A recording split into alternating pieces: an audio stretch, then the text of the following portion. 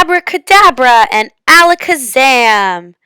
Ladies and gentlemen, boys and girls, welcome to my non-traditional book talk called Making Math Magical. My name is Christiana Dalton and I will be your magician, aka your presenter, for the next 8.5 minutes. So, a little bit about my inspiration for this book talk has to do with two of the readings from this module. So, the first reading is called Non-Traditional Texts and the Struggling Reader. I really enjoyed reading this because there was a section about ELL students, and just reading that research is interesting to me as I am an ELL teacher. I also liked how the students were in 5th, 6th, and 7th grade because I feel like generally more of the research is based on like younger elementary students in terms of ELL, the ELL population. So basically, this section with the research is called Listening and Learning from Student Voices. And it discusses how when students were entertained and enjoyed the content of the books that they were reading, their comprehension was higher and their overall like satisfaction with reading was improved. So I think that's really important because if students don't care about what they're reading, of course it's going to be more difficult for them to get through an assignment. So I really liked reading about how making the students feel engaged and interested in a topic can have a huge impact on their reading. The second piece that inspired my book talk is called Reading Picture Books in Middle School Math Classes.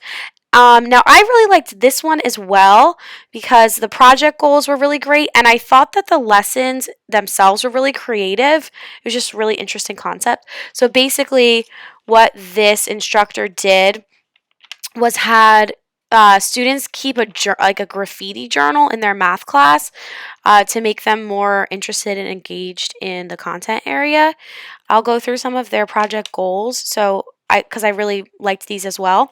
It was to build classroom community, to increase exposure to different literary forms, to develop greater appreciation of art, which I also thought was really interesting, and to give a platform to the student voice. So I think that is, I guess, like a key theme that I've noticed between different texts that stood out to me. It's that like giving the students the voice and giving them creative control and power and autonomy will increase their interest in the topic area. So that's why I was really interested in this research study as well.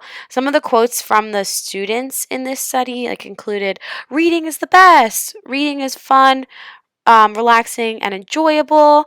It's fun to read a book and then do math. I like reading books during math class because it gets me more excited." So I just thought that was super creative, and that definitely was part of my inspiration for this project.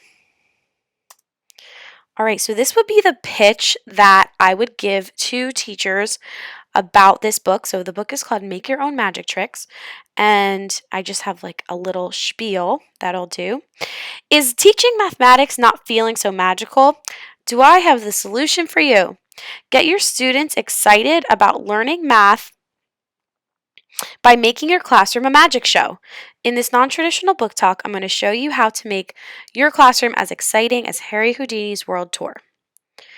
So, obviously, my topic is magic tricks and math. And specifically, when I talk about math, I mean arithmetic math, so addition, subtraction, multiplication, and division, specifically intended for grades 2 to 3, but it is a bit flexible because, as we'll see in the later slides, a lot of it's about mental math.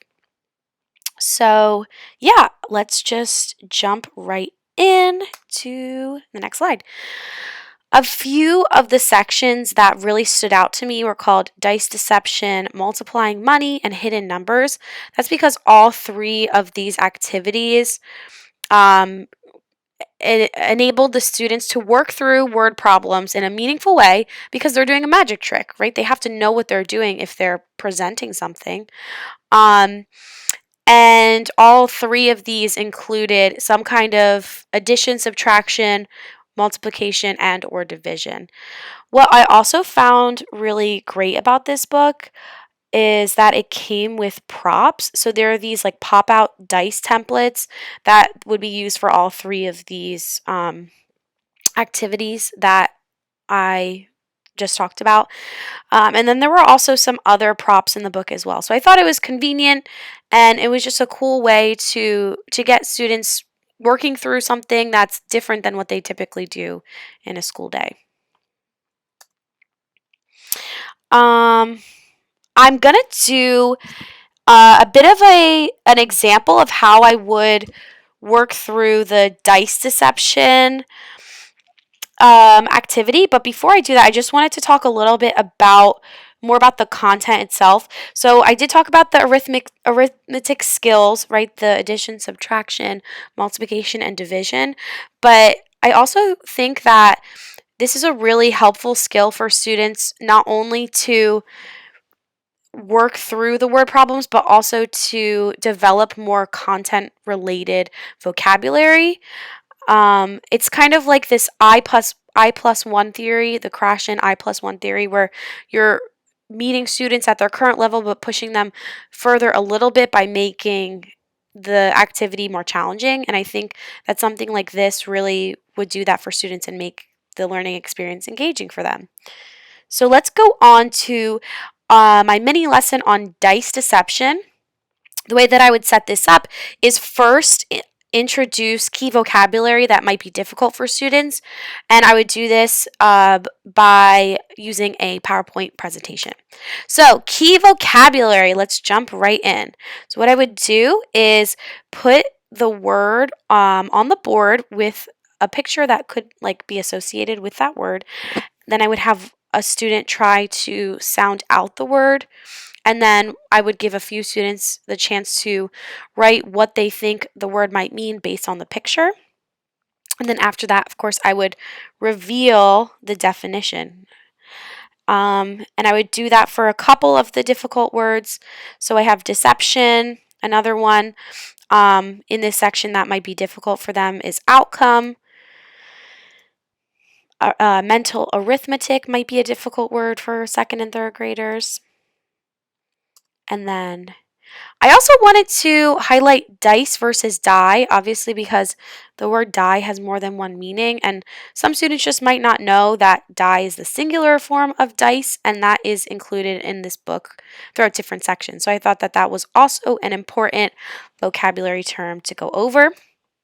After we do the vocab, I would have students work in small groups to go through each of the stages in the trick. I think what I actually would do would be print out all of the steps without the numbers and then have them work as a group to try to figure out the order of the trick. After they figure out the order, I would have one student practice as the magician and the other students practice as the audience members, and then I would have them flip and continue practicing so everyone gets a chance to be the magician. So that is my TED Talk, my book talk.